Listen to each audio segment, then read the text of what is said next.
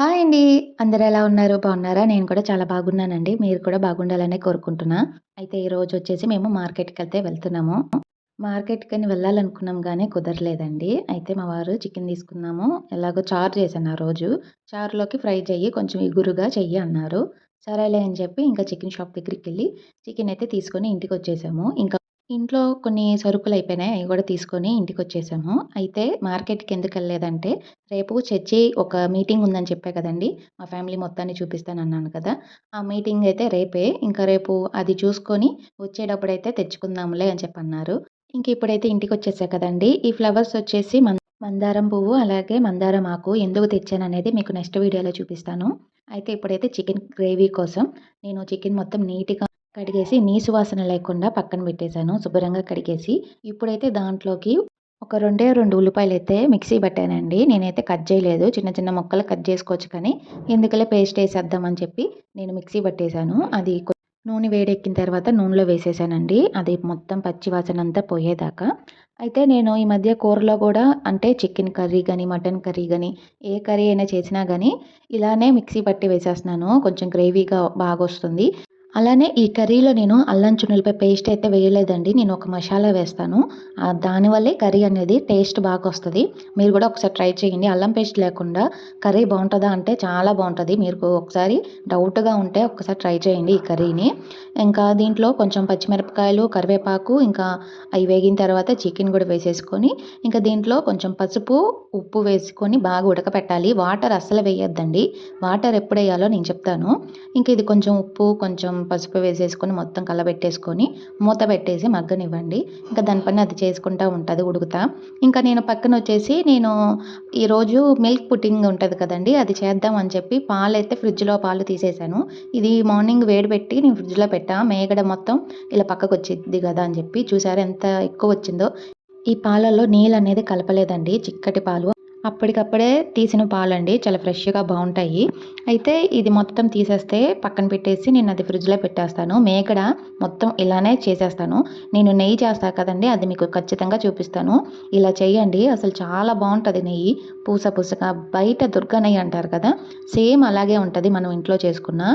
ఇప్పుడైతే మేగడ మొత్తం తీసేసి ఆ గిన్నెలో వేసేసి నేనైతే అది ఫ్రిడ్జ్‌లో పెట్టేశాను. ఇంకా ఈ మిగతా పాలంతా కొంచెం కూలింగ్ ఎక్కువుంది కాబట్టి అది కూలింగ్ తగ్గిన తర్వాత చేద్దాం అని చెప్పి పక్కన పెట్టానండి. చూసారు కదా! ఎంత అయితే వచ్చింది నాకు. ఇది వారానికి నాకు ఇంకొంచెం ఎక్కువొచ్చిద్ది. ఇంక ఇది నేను పెట్టేసి ఇంకా దీంట్లో మసాలా పొడులైతే నేను ఫ్రై చేశానండి. ఏమేమి ఫ్రై చేశానంటే బిర్యానీ ఆకు, చెక్క, లవంగ, అలాగే ఎండి కొబ్బరి, గసగసాలు, ధనియాలు, ఒక ఇలాచి వేసేసి లాస్ట్‌లో ఒక చిన్న టమాటా వేసి మిక్సీ పట్టేయండి. నేను చెప్పినట్టు ఇది ఒకసారి ట్రై చేయండి. ఇంకా అల్లం పేస్ట్ కూడా అవసరం లేదండి. ఈ మసాలా ఉంటే చాలు చాలా బావుంటది కర్రీ.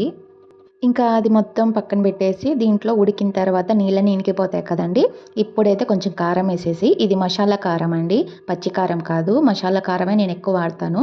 ఇంక ఈ మసాలా కారం గూడా వేసేసి మొత్తం కలిపేయండి. ఇంక ఈ మొత్తం కలిసిపోయిన తర్వాత ఈ కొంచెం 5 నిమిషాలు గానీ, 10 నిమిషాలు గానీ పచ్చి వాసన పోయేదాకా కారాన్ని ఫ్రై చేసుకోండి చికెన్‌లో. ఇంకా అది వేగిన తర్వాత మనం ముందుగానే పట్టి ఉంచుకున్నాం కదండీ పేస్టు టమాటా, చెక్క, లవంగ, ధనియాలు, గసగసాలు, ఎండి కొబ్బరి, ఇలాచి ఇయన్నీ మిక్సీ పట్టిన పేస్ట్ ఉంది కదా! అది వేసేసి కొన్ని వాటర్ వేసేసి అంటే కొంచెం బాగా ఉడకాలి కదా! అందుకని కొంచెం వాటర్ ఏసేసి మూత పెట్టేయండి. తర్వాత హైలో పెట్టేసి బాగా దగ్గరుండి 5 నిమిషాలు బాగా కలపండి. వాటర్ ఏదైనా ఉన్నా ఇనికిపోయిద్ది. ఇంకా లాస్ట్‌లో మనం చికెన్ మసాలా ఎయాలనుకుంటే మీ ఇష్టం వేసుకోవచ్చు. ఇంక నేనైతే వేయలేదండి. ఆ మసాలాతోనే నాకు చికెన్ కర్రీ అనేది చాలా బాగా రుచిగా ఉంది. ఇంక ఇప్పుడైతే మిల్క్ పుడ్డింగ్ చేస్తానన్నాను కదా! దానికోసం అని చెప్పి ఇప్పుడైతే ప్రిపేర్ చేస్తున్నాను. ముందుగా దాంట్లో నుంచి ఒక చిన్న గిన్నెలో కొన్ని పాలు తీసేసుకొని ఆ పాలల్లో ఒక 2 స్పూన్స్, 3 స్పూన్స్ గాని కార్న్ ఫ్లోర్ ఏసేసుకొని మొత్తం కలిపేసుకోండి. ఇంకా పక్కన ఇంకొక గిన్నె వేడి చేసుకొని దాంట్లో 1 కానీ, 2 కానీ స్పూన్లు నెయ్యి వేసేసుకొని వేడి చేసుకోండి. ఇంకా ఆ నెయ్యి వేడెక్కిన తర్వాత దాంట్లో పాలున్నాయి కదండీ! పచ్చి పాలైనా పర్వాలా, కాచిన పాలైనా పర్వాలేదండి. మనం వేసేసుకొని బాగా కలిపేసుకోవాలి. ఆ పాలనేది బాగా వేడిగా ఉన్నప్పుడే ఈ కార్న్ ఫ్లోర్ ఉంటది కదా! అప్పుడు వేసుకొని కలుపుకోండి. అది కొంచెం వేడెక్కిందే అన్నప్పుడైతే వెయ్యొద్దు. అది కొంచెం బాగా ఆహ్, కాగుతాయి కదా పాలు చాలా సేపు, అప్పుడు వెయ్యండి. ఇప్పుడైతే నేను షుగర్ వేశాను. నాకు తీపి ఎంత కావాలో దాన్ని బట్టి. ఇంకా అది మొత్తం కలిపిన తర్వాత నేనైతే ఆ పాలు బానే వేడెక్కినాయి కదా అని చెప్పి, ఇంకా నేనైతే కలిపిన కార్న్ ఫ్లవర్ ఉంటది కదండీ! అదైతే వేసేసాను తొందరపడి. కానీ ఆ పాలనేది చాలా బాగా మరగాలండి. మరిగిన తర్వాత అప్పుడు ఈ కార్న్ ఫ్లవర్ అనేది వేయండి. నాలాగా తొందర పడొద్దు. ఎందుకంటే నేను ఇది ఫస్ట్ టైమ్ చూశాను కాబట్టి ట్రై చేద్దాం ఎలా ఉండిద్దని చెప్పి ట్రై చేశాను. మాకు బానే వచ్చింది కాబట్టి మీకు చూపిస్తున్నానండి. చాలా బావుంది. ఇంక ఇప్పుడైతే అది మొత్తం బాగా కలిపేసుకొని, ఇంకా బాగా దగ్గరొచ్చేటట్టు బాగా కలిపేయండి. చూసారు కదా! ఎంత దగ్గరకొచ్చిందో. కానీ టైం పట్టిద్ది కొంచెం. ఇంకా అది దగ్గరకొచ్చేదాకా బాగా కలపండి. నేను ముందుగా చెప్పా కదండీ! పాలు బాగా మరిగిన తర్వాత వేయండి. మరగకుండా అయితే వేయొద్దు. అప్పుడు తొందరగా అయిపోద్ది. పాలు మరిగినాయి అని చెప్పి వేస్తే టైం అయితే పట్టిద్ది. ఇంకా నేనైతే ఇంకొక గిన్నెలో నెయ్యి రాసేసి ఇది దగ్గర పడిన తర్వాత ఆ బాక్స్‌లో వేసేసుకొని ఫ్రిడ్జ్‌లో పెట్టేసుకోండి. ఇంక మనకి మిల్క్ పుడ్డింగ్ అనేది తయారైపోద్ది. అయితే ఈ లోపల అది అయ్యేలోపు పిల్లలకి, నాకు, మా వారికైతే భోజనం అయితే పెట్టేసాను. దాని టేస్ట్ ఎలా ఉండిద్దనేది మీకు చూపిస్తాను. ముందైతే పిల్లలకేసి ఇచ్చేసానండి. ఇంకా నేను చెప్పా గదా! రసం చేశానని.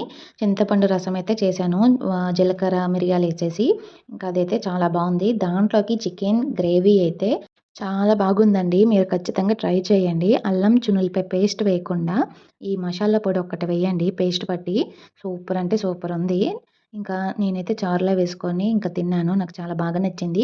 మీరు ట్రై చేయండి ఒకసారి. మీకు నచ్చితే నాకు కామెంట్ అయితే చేయండి. ఇంకా మా వారైతే అల్లం పేస్ట్ లేకుండా చాలా చేశావే అని చెప్పి అన్నారు. చాలా బాగుందండి నిజంగా. ఆయనకి కూడా చాలా బాగా నచ్చింది. ఇంకా మనం తిన్న తర్వాత ఒక గంట అయిన తర్వాత ఇదైతే నేను ఓపెన్ చేశానండి మిల్క్ పుడ్డింగ్. ఫ్రిడ్జ్‌లో నుంచి తీసి ఇంకా బయట ఇలా డైరెక్ట్‌గా మనం తిప్పేస్తే ఇంకా మిల్క్ పుడ్డింగ్ అయితే తయారైపోయింది. నేనైతే అసలు వచ్చిద్దా? రాదా? అన్నట్టుగానే తీశాను. కానీ బానే వచ్చింది. ఇది కట్ చేసుకొని పాల పొడి ఉంటది కదండీ! పాల పొడిలో కూడా కలుపుకొని తినాలి. కానీ నా దగ్గర పాల పొడి లేదండి. నేను షాప్‌లో అడిగినా సరే ఎక్కడ దొరకలేదు మేమున్న ఏరియాలో. కానీ డీమార్ట్‌కి గాని, ఇంకా విజయవాడలో గాని ఎళ్తే అక్కడైతే దొరుకుతాయి. ఇక్కడైతే ఏం దొరకలేదు నాకు పాల పొడి. కానీ దీని టేస్ట్ వచ్చేసి కలాకాండ్ ఉంటది కదా! సేమ్ అలాగే ఉంది. స్వీట్ తింటున్నట్టే ఉంది కలాకండ్ స్వీటు. చాలా బావుందండి. ఒకసారి ట్రై చేయండి మీరు. మా పిల్లలకి కూడా చాలా బాగా నచ్చింది ఈ స్వీట్ అనేది. మా బాబు గూడా చాలా ఇష్టంగా తిన్నారు. అబ్బా! బావుంది మమ్మీ అనుకుంటూ. మీరు కూడా చిన్న పిల్లలుంటే ఒకసారి ట్రై చేయండి. ఇంకా ఈ వీడియో ఇక్కడితో అయితే ఎండ్ చేసేస్తున్నానండి. మీకు నచ్చితే లైక్ చేసి, షేర్ చేసి, సబ్స్క్రైబ్ చేయండి.